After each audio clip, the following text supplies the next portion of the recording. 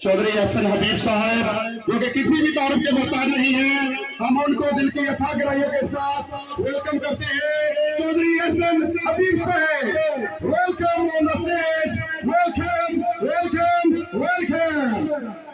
आने वाले तमाम मेहमानों को जो कि स्टेज पर पहुंच चुके हैं और उनके साथ राजमन है खान इम्तियाज अली खान जिली सदर और उनके साथ के बाद यहाँ पर स्टेज की जिलत होंगे।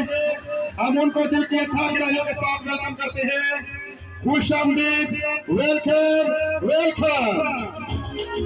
जी आया लो, खुश आमदीद। आज के हमारे चीफ गेस्ट जो स्टेज की जिलत बनने वाले हैं, शेख इब्राहिम साहब और जिले सदर जो कि किसी भी कारण के मोहताज नहीं है, जिले सदर खान इम्तियाज अली खान साहब और शेख इब्राहिम साहब जो कि स्टेज की जिलत बनने लगे हैं। हम उनको दिल की अथाह गहराइयों के साथ वेलकम करते हैं। शर्जील बिस्मिल्लाहिर्रहमानिर्रहीम इन्ना अअतैनाकल कौसर फसल्लि लिरब्बिका वन्हर इन्न शानिअका हुवल अबतर सदक़ल्लाहुल अज़ीम। जो कि किसी भी तारफ के मोहताज करीम अम्मा बाद औज़ुबिल्लाहि मिनश्शैतानिर्रजीम बिस्मिल्लाहिर्रहमानिर्रहीम। जनाब सदर मुस्लिम लीग नून जिला पाकिस्तान इम्तियाज अली खान साहब, आसिफ हबीब साहब और चौधरी रजीब साहब, मेरे दीगर बुजुर्ग भाई, नौनिहाल बच्चे और मेरी मुअज़्ज़ज़ात माएँ और बहनें, जहाँ तक मेरी आवाज़ जा रही है, सबको अस्सलाम वालेकुम। आज की ये तकरीब बेसिकली कल इसका इनेकाद होना था। 28 मई के हवाले से ये तकरीब इनेकाद की जानी थी, जिसमें राना रादल साहब भी तशरीफ़ लाने थे और डॉक्टर फरक साहब भी।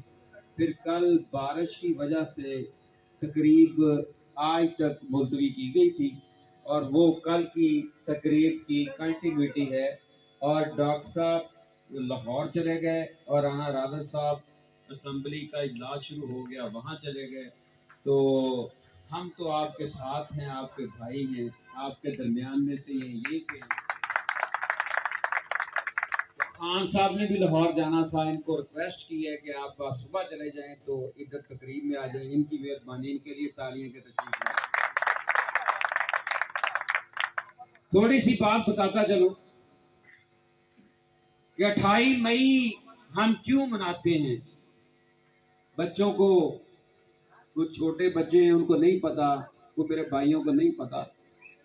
28 मई वो दिन है जिस दिन इंडिया ने एटमी धमाके किए थे और हमारे कायद मियां मोहम्मद नवाज शरीफ, उनको अमेरिका ने रोका था कि आपने एटमी धमाके नहीं करने, और अगर मेरा कायद रुक जाता तो इंडिया को बर्तरी हासिल हो जाती। 28 मई को मेरे कायद को ये कहा गया कि आपके अकाउंट डॉलरों से भर देते हैं, पाकिस्तान की गुर्बत दूर कर देते हैं, पाकिस्तान के जितने अकाउंट हैं मईशत उसको बढ़ा देते हैं, लेकिन आप एटमी धमाके ना करें। तो मेरे कायद ने सिर्फ एक शेर कहा था जो बड़ा मशहूर हुआ। वो शेर क्या था? ए तायर लाहौती, ए तायर लाहौती, उस रिज़्क से मौत अच्छी जिस रिज़्क से आती हो परवाज़ में कोताही।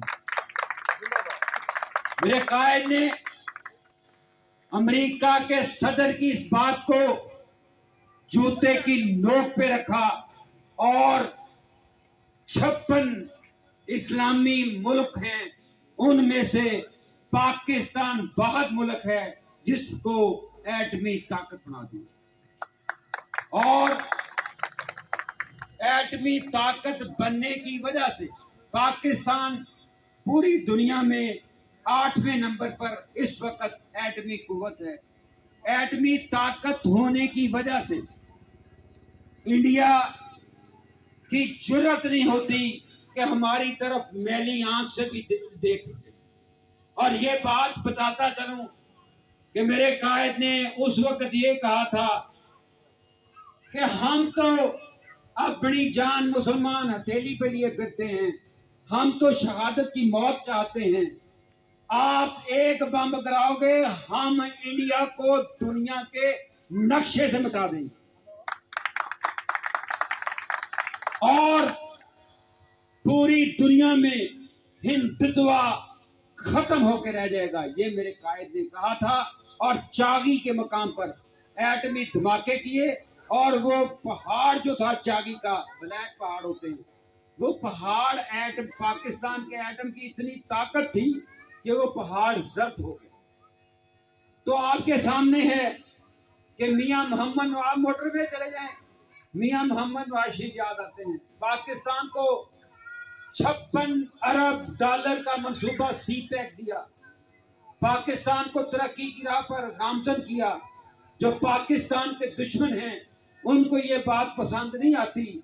जो जुल्फकार अली भट्टो थे, उन्होंने एटमी ताकत की संगे बुनियाद रखा तो उनको फांसी पे चढ़ा दिया गया। अगर मेरे कायद ने एटमी धमाका करके चागी में पाकिस्तान को एटमी मुल्क बनाया तो उनको मुल्क बदल कर दिया गया था। अब अगर पाकिस्तान को तरक्की की राह पर गामजन कर दिया तो हमारे दरमियान में से ही हमारे दुश्मन पैदा करके मियां मोहम्मद नवाज शरीफ को फिर कुर्सी से उतार दिया गया। लेकिन अल्हम्दुलिल्लाह, अल्लाह का शुक्र है, अल्लाह की लाठी बड़ी बेआवाज है कि जिन्होंने हमारे कायद के साथ ये सलूक किया था, अब वो भागते फिरते हैं, आप रोज टीवी पे देखते हैं। और ये शेर कहे थे जो अब 1.5 साल पहले हमारी पार्टी के ओहदेदारान ने ये शेर कहे थे और वो अब पूरे हो रहे हैं कि तैनू जुल्म तो डकना नहीं, तैनू जुल्म तो डकना नहीं, बस इन्नी गल समझानी है, वेले दिए बाग बैरिया साडे हथ भी आनी है। असी ते पागल दीवाने आ, साडे नाल ना वैर वधा, असी ते जान तली ते रखी, तू नस नस जान बचानी है। हुण देखो सारे ही नसदे पे, नस नस के तुहाडे सामने फौज चोरी ने जान नहीं बचाई, ये सारे नस नस के जान बचा रहे हैं। अल्लाह पाक ने हमारा इज्जत रखा, अल्लाह ने हमारा मान रखा। और इंशाअल्लाह आपको ये बात वाज़ेह कर दूं कि वो दिन दूर नहीं कि चंद दिनों बाद हमारे कायद मियां मोहम्मद नवाज शरीफ हमारे दरमियान होंगे। इस शेर के साथ अपनी बात खत्म करूंगा। हर महबस में, हर जिंदा में, हर महबस में, हर जिंदा में एक हशर उठाना है हमको, जुल्मत का, जफा का, वहशत का हर नक्श मिटाना है हमको। बहुत शुक्रिया। जी सदर, क्लैपिंग जरा तेज होनी चाहिए यार।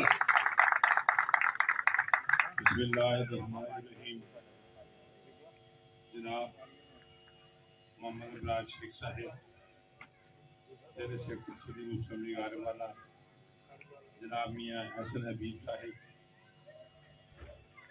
जनाब हाजी जहीर अहमद साहब और मौजूदीन 110 ग्रुप, खासतौर पे मैं उमर भाई का जिक्र करूँगा जो 110 के सदर हैं, कि उनकी टीम माशाल्लाह जोश और जज्बे से भरपूर और हर वक्त हमतन गोश मुस्तैद और चुस्त व चवाना रहती है। हाज़रीन मजलिस, अभी आपको मेरे भाई मोहम्मद अब्बास शेख साहब 28 मई का पश्चिम मंजर बता रहे थे। मैं भी इसी जिम्मन में थोड़ी सी बात करूंगा। आप जानते हैं कि आजकल एक माहौल बना हुआ है कि तब्दीली खान की पार्टी तब्दील होने जा रही है। तब्दीली खान कौन है, कहां से आया, क्या इसका इरादा था और अब इसके साथ क्या होने जा रहा है और उसने क्या किया है, ये सारी बातें मैं मुख्तसरन अर्ज करूंगा। तब्दीली खान सारी जिंदगी यूरोप के मुल्कों में रहा, वहाँ के माहौल का दिलदादा और शौकीन मजाज आदमी है। वहाँ पे क्या हरकतें करता था वो यहाँ पे मेरा बताना तो मुनासिब नहीं लगता, लेकिन बहरहाल कोई अच्छे इंसानों वाली आदत नहीं थी। तो जितने भी यहूदियों नस्ल ममालिक हैं जिनमें यहूदियों का असर रसूख है, उन्होंने प्लान किया कि हम मुसलमानों के इस सरकर्दा मुल्क पाकिस्तान को किसी न किसी बहाने अपना तसल्लुत करें। तो उन्होंने सबसे पहले तो इसके साथ लिंक कायम करने के लिए, जाहरी तौर पर लिंक कायम करने के लिए इसको अपनी बेटी का रिश्ता दिया। जमाइमा गोल्ड स्मिथ कितने बड़े बाप की बेटी थी, आप अंदाजा करें। इस वक्त अमेरिका पूरी दुनिया पर वाहद हुक्मरानी करने का दावेदार है और उसके अंदर सबसे बड़ा मजहब ईसाईयत है, और नंबर 2 वहाँ पर मुसलमानों का मजहब इस्लाम है, और नंबर 3 वहाँ पर यहूदियत है।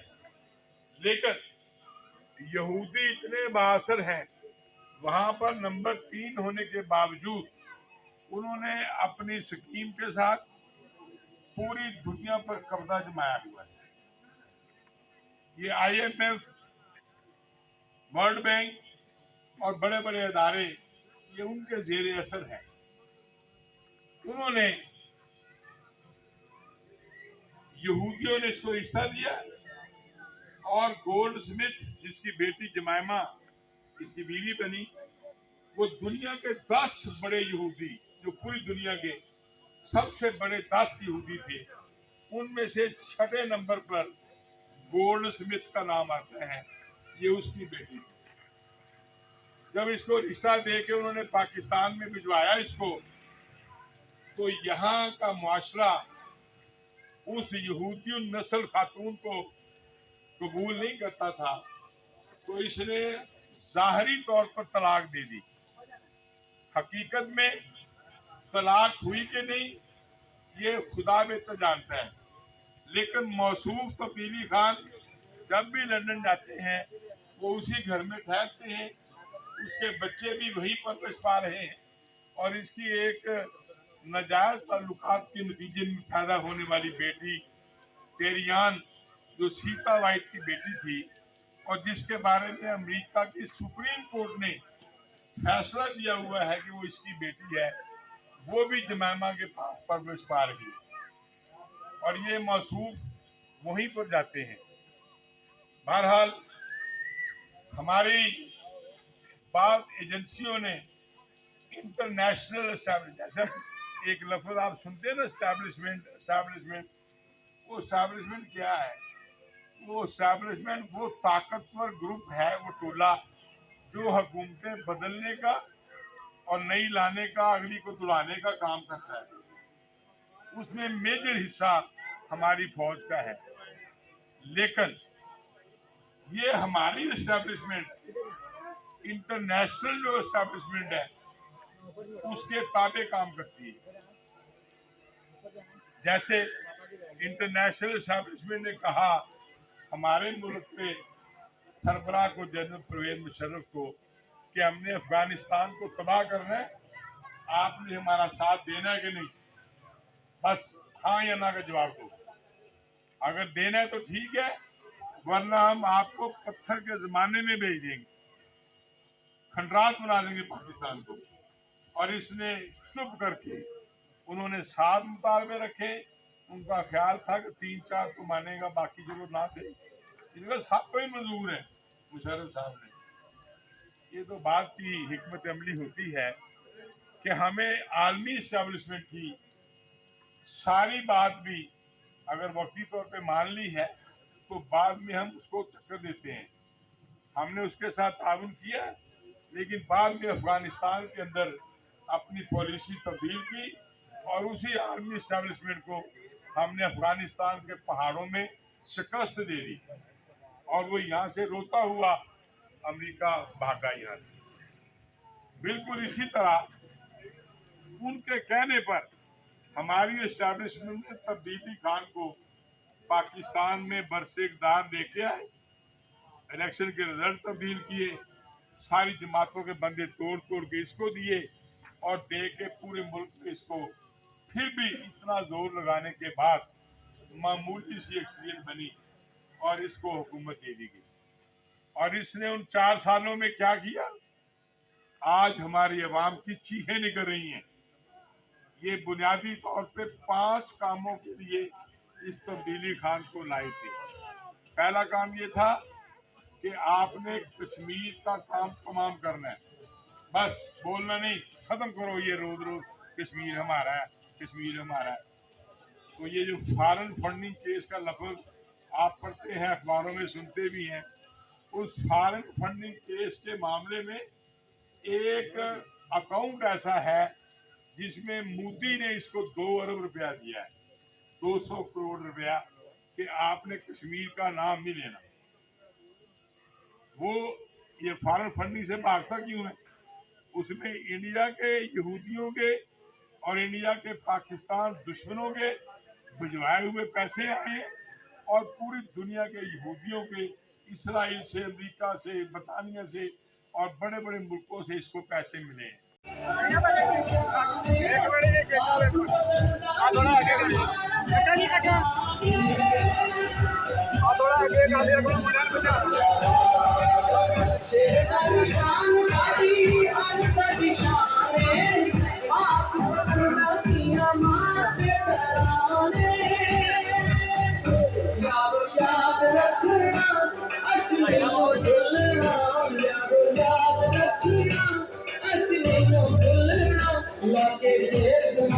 अपने